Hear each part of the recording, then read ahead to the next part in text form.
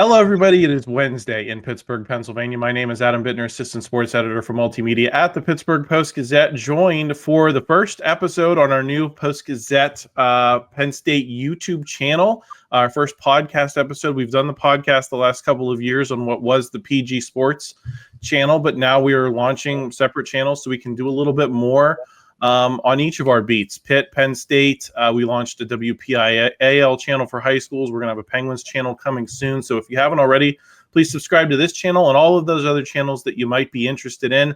Like this video if you enjoyed it. Help us out in the YouTube algorithm. It'll help us get started here. But we're talking Penn State today for this episode of the podcast.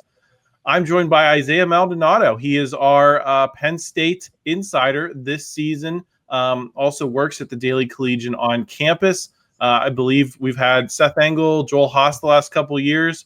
Isaiah, you're next in line. Welcome to the show. Thank you so much for the introduction, Adam. You know, I'm really excited to continue a long list of both Penn Staters and Daily Collegian, continue on that path that they've set. But yeah, man, I'm excited to talk about some Penn State football today. Yeah, we're going to get into it with the wide receivers to start off here because I think they are the key to the entire Penn State season. We saw last year in the Orange Bowl, held without a catch that group was, and that proved to be, a huge difference in the game with the Fighting Irish, cost the Nittany Lions a chance to get to the college football playoff championship game. So, Isaiah, my first question for you, Trebor Pena, Kyron Hudson, Devonte Ross, the three big portal additions since that Orange Bowl loss. What's your level of confidence that those three are going to be better than what Penn State had a year ago with Trey Wallace and that group that came up well short? Honestly, I think the difference is night and day. Like being able to watch these guys just like live at practice and see what they can really do, hearing about it from Kotelnicki and kind of what his opinions on everything, Marcus Haggins, and just kind of seeing how they're fitting into the offense, but really what they can do as individuals. Trebor Pena had a breakout year at Syracuse. We saw him absolutely torch the ACC, 900 yards, 9 touchdowns, and really emerge as a very productive slot receiver. And in terms of that position, Liam Clifford is going to be backing him up. So there's a bit of familiarity in there in that sense, but specifically talking about Pena, he's got great hands. He's deceptively fast. As a slot receiver, he can still get the job done deep field, but in the midfield, he's very efficient, had a 74% completion percentage, catch percentage, and just really efficient and getting the ball, turning up field. When you look at our wideouts, Kyron Hudson and Devonte Ross. Devonte Ross has been just extremely hyped up this entire kind of training camp in the spring and summer. He had some injuries he was dealing with, so he wasn't able to be full-time during training camp. But in these last couple of weeks when he's actually been playing, he's twitchy, he's fast, he's able to break away and turn up field.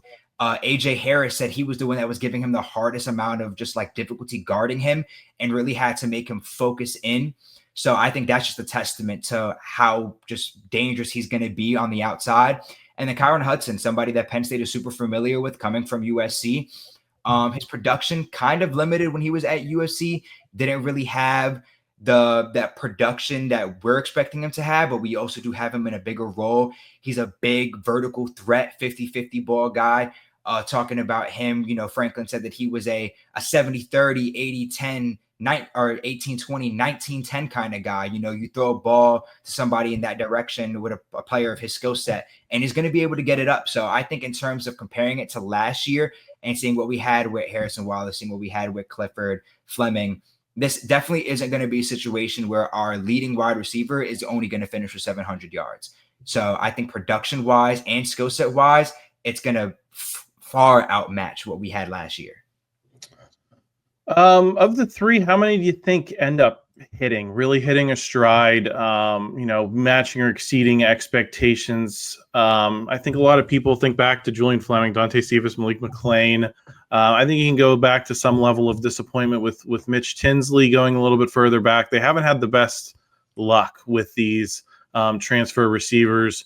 How many hits? How many you think have a chance to flame out completely and end up, having a Julian Fleming type season where, Julian Fleming came in with a lot of pedigree. He was a 5-star recruit out of high school.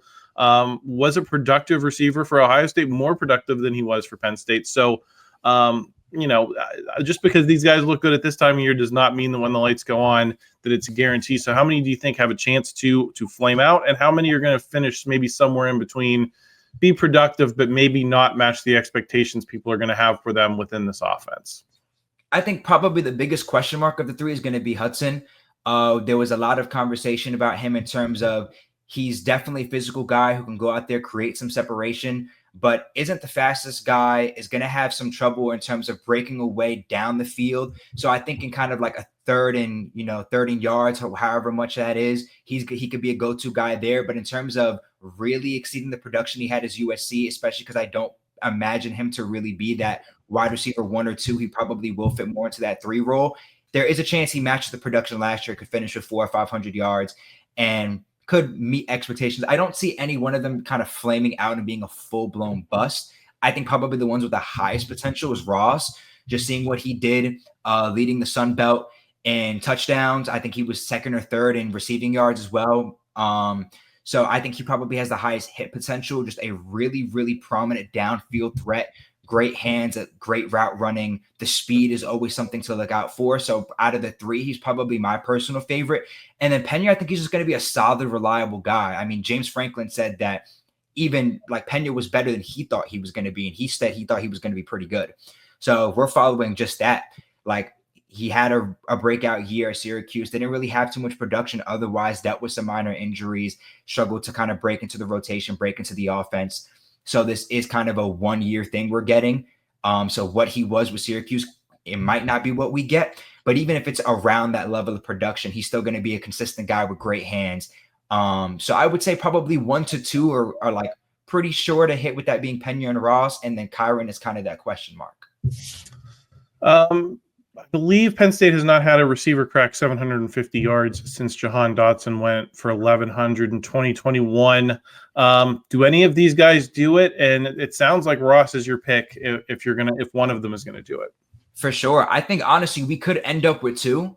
I think Pena is a really, really talented slot, and just somebody of his caliber of player, with what we saw with him with the Orange, he could do it. He did it last year, and he wasn't even projected going into the season for the Orange to be their number 1 guy, just kind of emerged. So in terms of an offense not being necessarily catered towards him and still being able to have that production, I think could make him a sleeper pick to crack that 750 mark.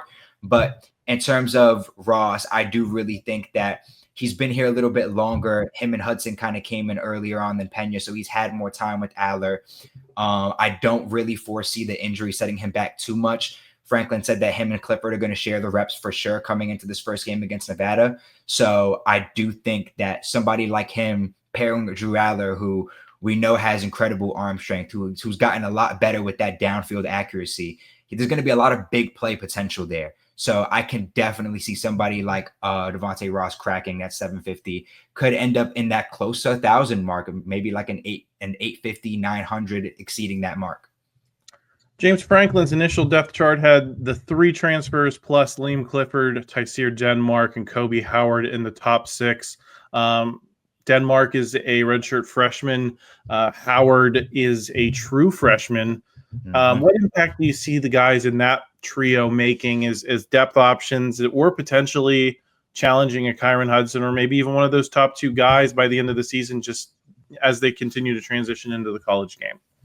Definitely. I mean, we've seen, what we've seen from Liam Clifford, definitely a solid option. I don't know if he's going to be able to break into a space where he's challenging to get that spot back. But I do think that he's going to be a solid piece off the bench. God forbid something happens and you have a solid, reliable player who knows the system to turn to. The true freshman and redshirt freshman with Tyseer and Howard excite me a lot, especially Howard. For him to come in as a true freshman and do what he's done, having the opportunity to hear about from Hudson what he's seen from Howard in training camp. He's one of the first people in and last people out. As a true freshman, that's hard to find. He's dedicated. He knows what he wants already. There's a reason he's almost on the cusp of being green light. He is not one of the guys that James Franklin made green light to shed that redshirt status, but he's on the cusp of it. Franklin said he wanted to see a little bit more out of him in special teams. So I think there's a lot. He's another guy who's a vertical threat, who's going to be able to beat out a lot of defenders and contested catches. So I think he's a kind of a sleeper pick, honestly. Give it into a week 5, week 6. There could be a chance that he comes in, gets green lighted, says that redshirt status, and is able to be a real playmaker. We'll keep an eye on that. I do think it's the key to the season. If you give Drew Allar the weapons he needs, I think you can avoid a fate like you had last season against Notre Dame. I think it makes Penn State just a little bit better. It needs to be in games like that. So we'll watch that receiver group anxiously in the opener Saturday against Nevada, and certainly as you get into the bigger games later in the season. Isaiah, thanks for joining me. To everyone else, this is our first video, so please, if you are just joining us for the first time, which you almost surely are, please like the video, subscribe to the channel. Always appreciate the help we get, and we will talk to you again on the other side.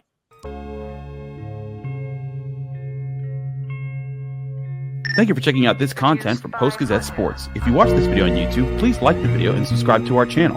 For all of the sports coverage the Post-Gazette has to offer, visit post-gazette.com.